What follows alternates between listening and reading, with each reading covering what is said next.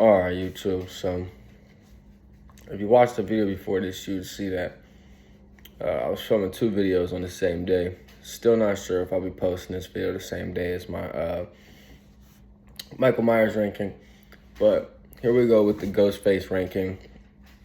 I'm ranking the Ghostface killers from each movie, but I'm not including the TV show. Now, mind you, I do like the TV show. The first season anyway. It really took a downhill turn after halfway through season 2. But in season 3, like, what the hell was that? So yeah, we're not talking about that. But the thing I love about the Scream killers is there is so much variety.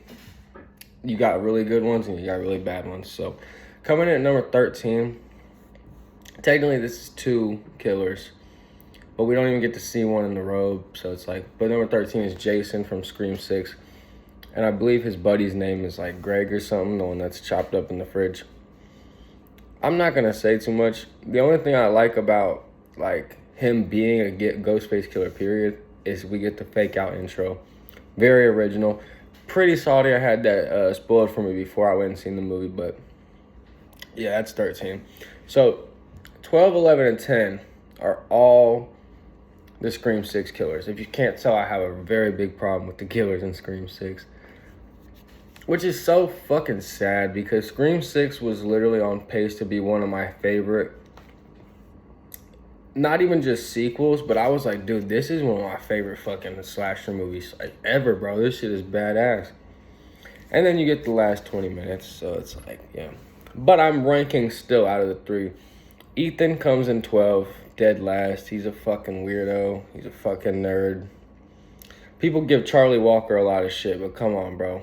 The fact that Ethan has any fans out there is fucking crazy. He's a bozo. And he's weird as hell. Like, the shit he's saying to Tara, like, what? Like, we're just gonna let that shit slide? Or not? Coming in at number 11. See, 11 and 10, like Quinn and Detective Bailey. I almost put Quinn above Detective Bailey. But the bodega scene alone is what solidified that. I don't think Quinn's an interesting killer or character. I don't think Ethan's interesting. And Detective Bailey, I just think that he was a good character, but Dermot Mulroney fucking oversold the hell out of that character. Let's be real, like that shit was just, I don't know if he even knew what movie he was in. I thought he was in like Scary Movie 6, not Scream 6, the way he was fucking acting. Moving on to number 9. Now this might piss off some people, but it really pisses me off that a lot of people like this killer so much, and that is Amber Freeman. Okay, I understand that she killed Dewey, which is bullshit in the first place. Like, and I don't mean bullshit as in, like, Dewey died. You know, that's sad. Dewey's a cool character. But Dewey was it's good they made Dewey, like, a badass in Scream 5. Because if he would have died a goofball, it really wouldn't have made his character that important to me. Like, as important to me as it was when, like, I felt bad for him. I've always liked Dewey. He's a goofball. You know what I'm saying? But when she kills Dewey and she stands there and she is, like, hawking over, like, where he would have been if he was standing up tall. That's bullshit. But what really pisses me off is, like, so the third act reveal of her being the killer, first killer, obviously, I think that's pretty cool, you know? She just blows girl's head off. I can't remember what her name is, like Liv or some shit like that. She blows her head off, and especially the camera angle of her holding the 38 revolver, or 357, that shit is dope. But when she, like, tries to cop out twice, when she's getting exposed, like, she's about to die, and she's acting like a straight pussy. You know what I'm saying? But then she gets the ups, and then she's about to die again. She's like, wait. Like, bro, that's not intimidating at all. It's just goofy, bro. So with that being somewhat controversial, I know this next one's going to be a lot more controversial because, see, I grew up on the OG Scream films. Like, instead of cartoons, I had Scream. So the OG original trilogy, like, I was literally at the 2011 Scream 4 drive-thru. Or I was at the drive-thru in 2011 to see Scream 4. As a kid. Born in 2002, you know what I'm saying? 9 years old. and was already so deeply in love with the Scream franchise by the time that came out at 9 years old. Like, the original killers have a lot more substance to me. Number 8 is Richie Kirsch. The reason I brought all that up was because it seems like a lot of the fans of the franchise that are kind of like younger. You know, I'm only 23, but I'm saying even people in my age group that Scream 5 and 6 were their first experience with a Scream film, they seem to have like nostalgic connect to that, which I understand. But I don't at the same time. Like I do, but it's just like I could never I could never agree with that opinion. I think Richie Kirsch's motive is great. It's cool. You know what I'm saying? It's a little bit it's more original than the one we got in Scream 6. It's literally just a Scream 2 ripoff. But I don't know. I don't think Jack Quaid's all that good of an actor either. I think Dennis Quaid's a good actor, his dad. But that scene when he's sitting there and he's trying to act unhinged with that little laugh he does, that shit is... I would have smacked the fuck out of dude. You know what I'm saying? And then he got the belt from Tara, like, bad. Like, she just fucked him, like, bad, bro. I don't understand, like, the fascination for Richie, bro. I really don't. I mean, I really don't. They really just tried to make a modern-day movie-loving Billy Loomis. And I say, like, Billy Loomis loved horror movies and stuff, but you know what I'm saying, like, surrounding his motive. I don't see the interest. Coming at number 7, this is another hot take, controversial, because I got Charlie Walker at number 7. Most people have him dead last, calling him soft, you know, a lover boy, a pussy, all that stuff, because he did everything just to hook up with Jill, which I will admit, what the hell, bro? You know what I'm saying? Like, I will admit, you're a fucking goofball for that. But let's not forget that before Scream 6, Charlie had the most brutal, unhinged kill in the entire franchise in Scream 4 on Olivia. You know what I'm saying? Literally gutted her. Outside was 2 police officers, sent him on a chase after gutting the fuck out of Olivia in front of her friends. And, you know, Jill wasn't her friend, but, you know, Kirby was. Like, that's brutal if you think about it. And the way he left the room just bloodied up. Like, yeah, Charlie, like, his motive is not anywhere near how good Jill's motive is.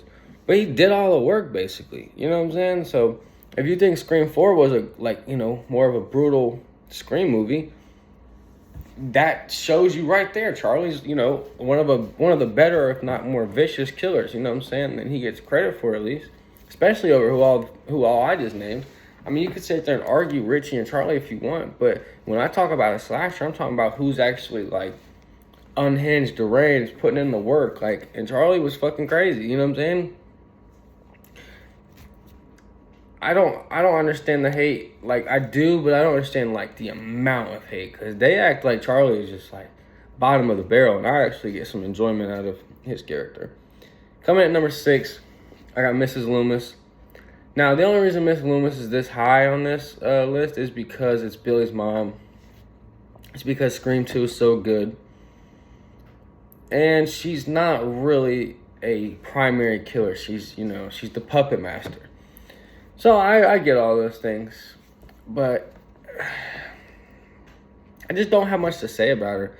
Like, Miss Loomis is literally, the one thing I will say that's my biggest pro about it is she's very Pamela Voorhees, and they hint at that even when you get the opening kill in the bathroom. I think his name's Omar Epps or something like that. Maybe I'm thinking of the wrong actor. Pretty sure it's him. You know, when he's looking up when he got his ear to the stall. The voice is a mom talking to her son, basically. You know what I'm saying? She's saying something like, I can't remember. I watched a deep dive video on this, but it's supposed to be saying like the same thing that Pamela, you know, would say to Jason, basically. And he's like trying to hear what it's saying, and that's supposed to like set up. It's kind of giving you a little hint at like the ending, the final act of like why the killings are actually happening. But yeah, like I said, I don't have much to say about Miss Loomis. She's very Pamela Voorhees, which I like, but, you know, you don't even really get a lot of her character the way she really is until, you know, the Debbie Salt act gets dropped. So, coming at number 5, Roman Bridger, Scream 3. A lot of people give him hate because Scream 3 is a lot of people's least favorite Scream film.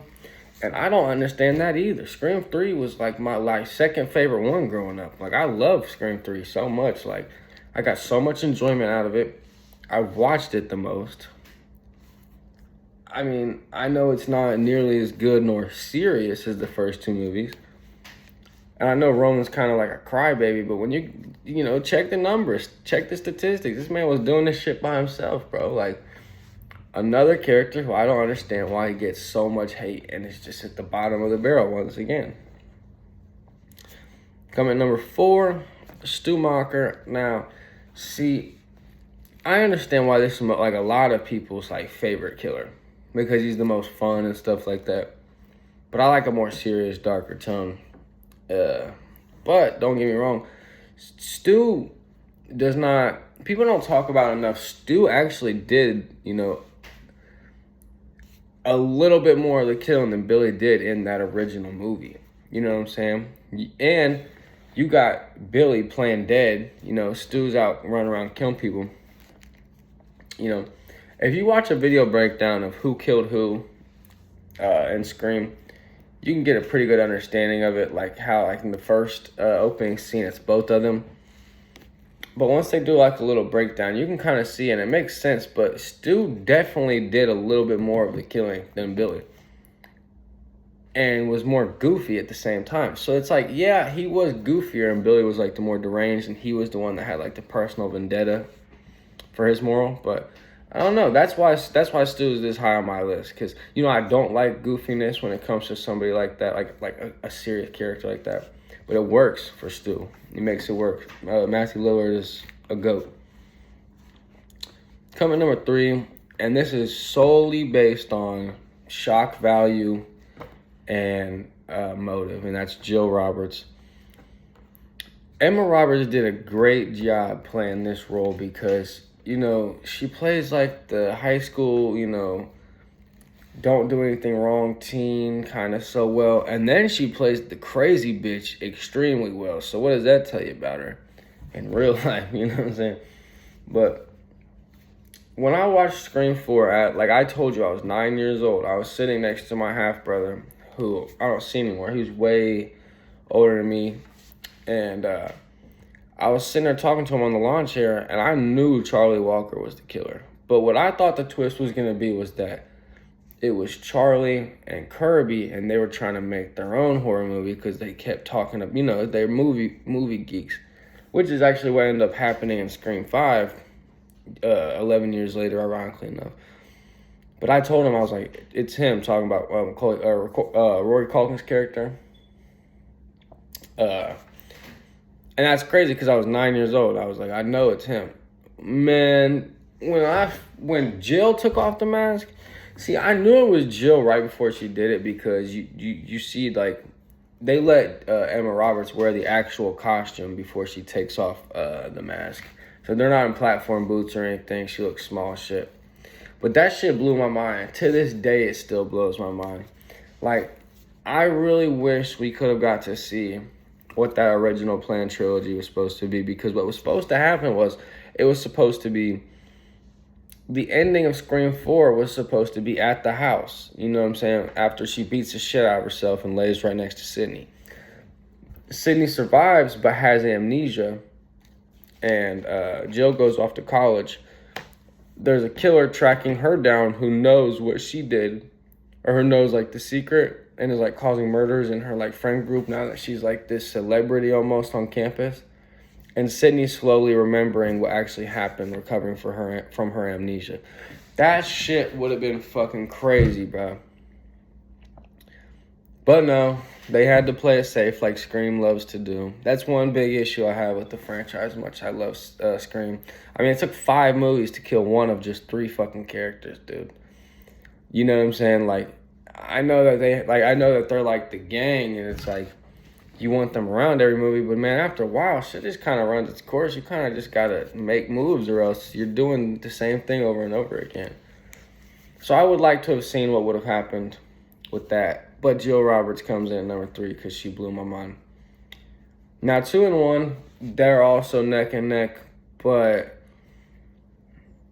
it's hard to put two over one. Coming in at number two, I got Mickey Altieri. Mind you, I think that Mickey being an actual real life serial killer makes his Ghostface amazing. Like, I think that it makes it eerie, creepy. The fact that he wants to get caught, go on a trial to see if he can get defense lawyers to beat it and blame the movie so he can get back out of jail. And then he just live on as this, like, killer celebrity. Obviously he probably would have went on killing more people trying to claim defense, but that is brilliant to me. And what's brilliant about that is that Scream 2 already had the first two scripts leaked. The first script, it was supposed to be Hallie and Derek. And I'm not going to lie to you, if they ended up making Derek the killer in Scream 2 and Hallie the killer in Scream 2 with him, like the accomplice, that would have pissed me off. I'm not going to lie. If they did the boyfriend thing again, that shit would have really pissed me off. But what I will say is they had an idea in that movie where at the end, when Cotton, Cotton has the gun, he's pointing at Sydney and stuff. Cotton was going to originally kill off Sydney after the Ghostface killers died so he could live on to be the victor, basically, be the hero. See, that's a cool idea, but we wouldn't have got all these Scream movies that I love, so that's fucked up too. Fuck that. But for the third script they came up with, we get Mickey, a character who was originally not even going to be in the movie that long, if you notice, because him and Sydney have one conversation, a dialogue before the reveal. But it works so well for me. I don't know what it is. It's just, Timothy Olyphant, I think it's his performance has a big impact on it, for sure. But him being a real-life serial killer, him being unhinged, all of his stuff he has going on, it just makes him such a cool and also original character compared to most of the other Ghostface characters. So coming at number one, we got Billy Loomis. Now this is actually gonna sound crazy. I used to go to school and dress up in the same outfit that Billy Loomis wore in the hall in Scream, with the plain white t-shirt, the darker blue jeans, and then the black, almost van style shoes. And I did that because it sounds terrible. I actually thought Billy Loomis was the coolest character in the world when I was a little kid. I don't know, it sounds bad, but Billy Loomis is number one for sure. I know that a lot of people probably have him number one, but like I said, there's a lot of opinions on here I have that I know a lot of people completely disagree with. So that's what I like about ranking so much. I know I've said that a few times, but Billy Loomis, one thing I'll say is Skeet Ulrich in that performance is really kind of what makes Billy Loomis for me. Because at the end of the movie, when he's sitting at, when they're in the kitchen, he's looking at Sydney in the eyes, he's got the knife to her. If you just look at him, bro, Skeet Ulrich, it seems like he almost lost himself or had to discover some type of darkness to really portray that type of crazy, you know what I mean? Scream is one of those movies that is a timeless movie for me. I could watch it anytime. I probably watch all 6 of them now. All 6 have been out. At least probably 3 times a year. No kidding. And if I'm not watching the actual movies, I'm looking up videos and press conferences and, Comic-Cons and stuff like that. Fan events they all been at, stuff like that. So yeah. Billy Loomis is, in my opinion, the best Ghostface actor, but there's so many, I said Ghostface actor, I meant Ghostface killer. There's so many of these portrayals, though, that are done very well. You have such a wide variety that I'd like for you guys to leave down in the comments what you guys think. And if you guys got hot takes like me, you got, somebody people don't typically like way higher on your list, leave that down in the comments too. That's the beautiful thing about it. So, all right, I'm out of here, and thanks for spending time with me today.